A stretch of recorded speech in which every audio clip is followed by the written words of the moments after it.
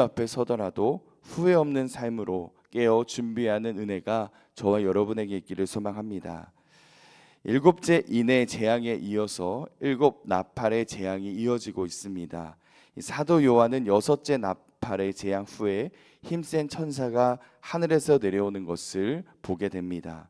사실 9장에서 여섯째의 나팔이 언급되었는데요. 그렇다면 오늘 말씀에서는 일곱째의 나팔이 언급되어야 합니다. 그런데 요한은 곧바로 일곱째 나팔을 기록하지 않습니다. 지난번 일곱 인의 심판에서도 여섯 번째 인과 일곱 번째 인 사이에 7장이 삽입되었던 것처럼 이번에도 여섯 번째의 나팔과 일곱 번째 나팔 사이에 10장이 삽입되어 있습니다. 이쯤 되면 우리는 요한계시록을 이해하는 데 중요한 원리를 발견하게 됩니다. 이 사이사이에 삽입되어 있는 장면을 어떻게 바라보느냐에 따라, 어떻게 이해하느냐에 따라 요한계시록의 전체를 바라보는 관점이 달라질 수 있다는 점입니다. 다시 말해서 삽입된 이야기가 단순히 말씀의 흐름을 멈추기 위한, 잠시 멈추기 위한 장치가 아니라 하나님께서 성도들에게 꼭 전하고자 하는 메시지를 담고 있는 의도라는 것을 여러분 기억하시고 오늘 말씀을 읽어내려 가시기를 소망합니다. 요한계시록 7장의 경우 일곱 인이 떼어지기 전 하나님의 천사들이 이 땅에 내려와 하나님의 백성들의 이마에 인을 치며 하나님의 진노를 피할 수 있음을 보여주며 백성들을 위로하는 장면이 등장했습니다. 구조는 같지만 이 10장에서는 말하는 바가 다릅니다. 무엇을 말하고 있느냐? 이 결론부터 말씀드리자면 하나님께서는 성도들에게 하나님의 인을 맞은 승리자로서 다시 세상으로 나아가야 한다. 그래서 주님을 증거해야 하며 주님을 드러내야 한다. 이렇듯 교회의 사명, 교회가 가지고 있는 사명에 대해서 보여주고 있는 것이 바로 오늘의 말씀입니다. 말씀을 보면 하늘에서 힘센 천사가 내려옵니다. 그 천사의 얼굴을 보니 해처럼 빛났고 발은 불기둥과 같았습니다. 그런데 그 천사의 손에는 무엇이 들려 있었습니까? 2절 말씀을 보겠습니다. 그 손에는 펴놓은 작은 두루마리를 들고 그 오른발은 바다를 밟고 왼발은 땅을 밟고, 그 손에는 작은 두루마리, 하나님의 말씀이 들려 있었습니다. 이 천사가 요한에게 두루마리를 전해줍니다. 이 9절 말씀을 보면 천사는 그것을 가져다가 먹으라고 하고요, 말씀대로 요한은 받아서 먹습니다.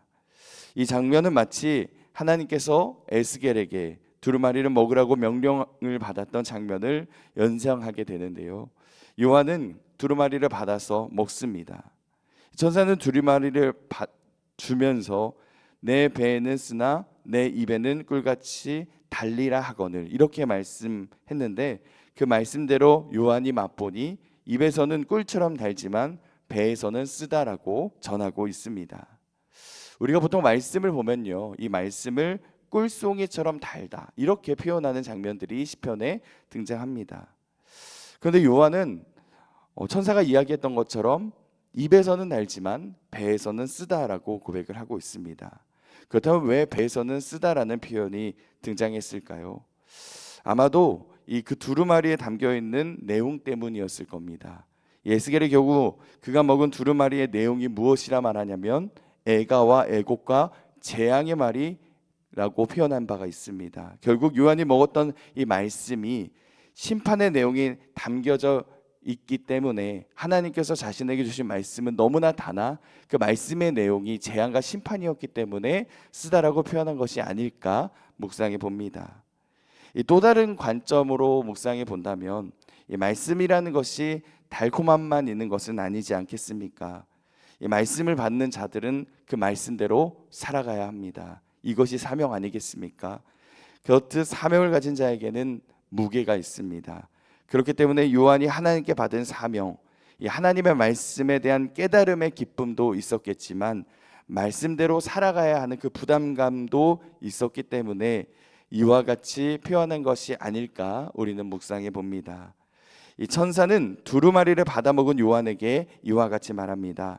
우리 11절 말씀을 한 목소리로 읽겠습니다. 그가 내게 말하기를 내가 많은 백성과 나라와 방언과 임금에게 다시 예언하여야 하리라 하더라. 아멘. 이 말씀에는 하나님께서 요한에게 허락하신 사명이 언급되고 있는데요. 어떠한 사명이냐? 하나님께서 요한에게 보여주신 환상, 하나님께서 요한에게 말씀하셨던 것을 다시 전해야 하는 사명이 언급되고 있습니다. 이 당시 사도 요한의 상황은 어땠습니까? 이 사명을 감당하기에 현실적으로 매우 어려운 상황이었습니다. 그는 인생의 노년에 접어든 데다가 반모섬이라는 외딴 섬에 유배되어 있었습니다. 사람의 눈으로 보면 더 이상 아무것도 할 수 없는 것처럼, 아무것도 할 수 없는 처지처럼 보였을 겁니다. 하지만 하나님의 계획은 달랐습니다. 하나님께서는 이 요한을 통해서 반드시 전해야 할 말씀이 있음을 가르쳐 주셨고 그 말씀을 맡겨 주셨습니다. 그 말씀은 어떤 것이었냐? 요한에게만 중요한 것이 아니라 모든 이들의 삶에도 직결되는 것이었기에 너무나도 중요한 것이었습니다. 그렇기 때문에 하나님께서는 요한을 다시 일으켜 세우셨고 그 말씀을 세상에 선포하도록 사용하고 계신 장면이 오늘의 말씀입니다. 앞서 말씀드렸던 것처럼 이 요한계시록 10장의 말씀은 이미 복음의 은혜를 경험한 하나님의 백성들에게 주어지는 사명임을 기억해야 합니다. 그들은 이미 하나님의 은혜와 위로를 받았고 경험했습니다. 하나님께서는 그 은혜, 그 위로가 자기 안에만 머무르는 것이 아니라 다시 세상을 향해 하나님의 말씀을 전하는 증인으로 살아가게 하기 위해서 요한을 부르고 계신 것입니다. 이 베드로도요, 변화산에서 주님의 영광을 맛봤을 때 무엇이라 말합니까? 여기가 좋사오니 초막 셋을 짓게 하옵소서. 자기들만 그 영광을 누리겠다는 겁니다. 그런데 그 셋만을 위한 주님이 아니지 않습니까? 그들이 주님의 영광을 먼저 보았다면 동시에 그들에게 주어진 사명이 있다는 것도 그들이 깨달아야 했을 것입니다. 무엇보다도 어려움 때문에 이 마음의 문을 걸어 잠그고 누구와도 만나지 않으려 한다면 결국 우리의 시선은 하나님이 아니라 현실에만 머물게 될 것입니다. 그럴수록 사명은 더더욱 무거운 짐으로 느껴질 것입니다.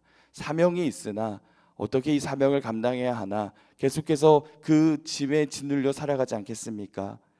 하나님께서는 쓴맛을 경험한 자녀들을 향해서 하나님의 은혜라는 그 단맛을 허락하시며 다시금 그 은혜의 자리, 부르심의 자리로 콜링하고 있는 오늘의 장면을 우리는 보게 됩니다. 사랑하는 성도님들, 저는 오늘 말씀을 준비하면서 진정한 위로가 무엇인가를 묵상하게 되었습니다. 하나님께서는 이 낙심의 자리에 있는 성도들을 위로하여 주셨습니다. 그리고 그들에게 다시 하나님의 말씀을 맡기시고 아직 내가 할 일이 있다라고 격려해 주십니다. 유배되어 있던 요한의 입장에서는 다시 세상에 나아가는 건 아마 두렵게 느껴질 수도 있었을 겁니다. 왜냐? 고난의 현장으로 나아가야 했기 때문입니다. 하지만 하나님께서는 낙심의 자리에서 있던 요한을 다시 일으켜 주셨고 맡겨주신 사명을 끝까지 감당할 수 있도록 격려하고 계심을 발견하게 됩니다. 그저 현실을 도피하게 만드는 것이 아니라 오히려 현실을 참여하게 만드시는 그 하나님의 진짜 위로를 발견하게 됩니다. 이 사랑하는 성도님들, 특별히 말씀 앞에 새벽을 깨우시는 우리 성도님들, 우리에게도 각자 맡겨주신 사명이 있습니다. 사명이라는 이야기를 듣게 되면 과연 내가 지금 여기까지 와서 그 사명을 감당할 수 있을까? 에이, 사명은 젊은 사람들이나 감당하는 것이지. 아마 이렇게 생각하시는 분들도 종종 있을 겁니다. 하지만 하나님께서는 누구에게도 이 사명을 허락하셨음을 여러분 기억하시길 바랍니다. 그리고 우리에게 이 땅의 구원의 역사를 위해서 나와 함께하지 않겠냐고 말하시면서 콜링하신다면 그 얼마나 가슴 벅찬 일이겠습니까? 하지만 요한이 작은 두루마리를 먹은 후에 배가 쓰렸던 것처럼 우리가 사명을 감당하는 그 과정에도 우리의 마음을 쓰리게 하는 순간들이 분명 있을 겁니다. 복음을 전하다가 거절당하기도 하고요. 이 믿음을 지키기 위해서 손해를 감수해야 될 때도 있습니다. 그리고 하나님의 맡기신 일을 감당하는 과정에서 이 눈물과 인내를 요구받기도 합니다. 그럼에도 불구하고 하나님께서는 그런 우리를 통해서 자신의 뜻을 이루어간다는 사실을 여러분 기억하시길 바랍니다. 현실은 쓰고 아플지라도 하나님의 계획은 멈추지 않음을 기억하시길 바랍니다. 마지막 나팔이 울리기 전까지 하나님께서는 자신의 백성을 사용하셔서 구원의 역사를 지금도 이루어가고 계십니다. 때로는 교회가 이 세상 앞에서 패배하는 것처럼 보일 때도 있습니다. 복음이 외면받고 믿음을 지키는 일이 점점 어려워지는 현실 속에서 낙심할 때도 있습니다. 그러나 보이는 것이 다가 아님을 기억하시길 바랍니다. 여러분 낙심하지 마시기 바랍니다. 무엇보다도 우리가 끝까지 사명의 자리를 지킬 수 있는 원동력은 이미 어린 양 대신 예수 그리스도께서 죄와 사망의 권세를 이기시고 승리하셨기 때문입니다. 여러분 우리는 승리를 얻기 위해서 싸우는 사람들이 아니라 이미 승리하신 주님을 따라 살아가는 사람들입니다. 이것이 요한계시를 통해서 우리에게 주는 가장 큰 위로이며 격려임을 여러분 기억하시기를 바랍니다. 말씀을 정리하겠습니다. 하나님께서는 오늘도 우리에게 말씀을 허락하십니다. 그리고 우리가 나아가야 할 사명도 동시에 허락해 주십니다. 그것만으로도 너무나도 귀하고 감사하지만 때로는 어려움이 동반되기도 합니다. 하지만 달고 오묘한 하나님의 은혜를 발판 삼아 정말 쓴맛도 이기는 그 은혜가 저와 여러분에게 함께하기를 주님의 이름으로 간절히 축원합니다. 오늘은 초등부 성경학교, 여름 성경학교를 위해서 함께 기도하기를 원합니다. 이 초등부 여름 성경학교가 하나님을 만나요라는 주제로 7월 25일부터 26일까지 진행됩니다. 우리 이번 성경학교를 통해서 우리 아이들이 성막을 배우며 오늘도 우리와 함께 하시는 하나님을 인격적으로 만날 수 있도록 기도합시다. 그리고 성경학교를 준비하는 교역자와 교사, 모든 봉사자들에게 지혜와 건강, 새 힘을 더하여 주셔서 그리고 모든 일정과 프로그램 가운데 함께하여 주셔서 아이들이 기쁨으로 참여할 수 있도록 준비부터 마치는 시간까지 안전과 건강을 지켜주실 수 있도록 함께 기도해 주시기 바랍니다. 그리고 각자 가지고 나온 기도 제목을 가지고 함께 기도하며 나아가겠습니다. 기도하겠습니다. 하나님 감사합니다. 오늘도 우리에게 은혜를 허락하여 주셔서 말씀 앞에 서게 하시고 말씀으로 우리의 삶을 다시금 조정하며 하나님께서 바라시고 원하시는 뜻 가운데로 순종하며 나아갈 수 있도록 인도하여 주심에 감사를 드립니다. 믿음의 주 온전케 하신 주님을 바라봅니다. 하나님 말씀을 통해서 다시금 깨어 준비할 수 있도록 인도하여 주시고 말씀 앞에 하나님께서 준비하신 삶으로 나아갈 수 있도록 인도하여 주옵소서. 무엇보다도 하나님께서 우리에게 말씀을 허락하신 것에 감사하고 귀한 일이지만 때로는 어려움이 동반되기도 합니다. 주님 그 어려움 가운데서도 주님께서 우리에게 허락하신 은혜를 기억함으로 말미암아 그 사명을 온전히 감당할 수 있도록 인도하여 주시고 사명 앞에 하나님의 나라를 이루어가는 데 귀하게 동참할 수 있도록 하나님께서 인도하여 주옵소서. 초등부 여름 성경학교를 위하여 기도합니다. 이 성경학교를 준비하는 모든 과정 속에서 어린아이로부터 우리 선생님, 교역자, 모든 봉사자들까지 하나님의 은혜를 체험하는 귀한 시간이 되게 하여 주시고 우리 아이들이 성막을 배우며 하나님을 인격적으로 만날 수 있도록 인도하여 주옵소서.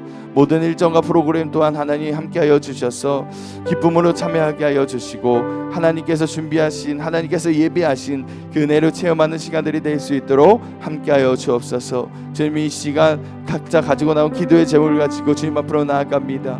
주님의 얼굴을 구하며 간절히 기도하는 그 기도 제목 가운데에 주님께서 함께하여 주시고 하나님의 살아계심을 경험하게 하시며 하나님의 하나님 되심과 주님의 주권을 인정하며 나아가는 이 시간이 되게 하여 주셔서 하나님께서 함께하고 계심을 확신하며 믿음과 소망을 가지고 나아가는 이 시간이 될 수 있도록 인도하여 주옵소서. 그로 인하여 하나님께서 하셨다라는 그 믿음의 고백과 간증이 우리 입술에서 찬양으로 올려드릴 수 있도록 인도하여 주시고 더욱더 새벽 제단을 사모하며 나아오는 이들에게 주님의 풍성한 은혜를 누릴 수 있는 은혜의 자리가 될 수 있도록 인도하여 주옵소서.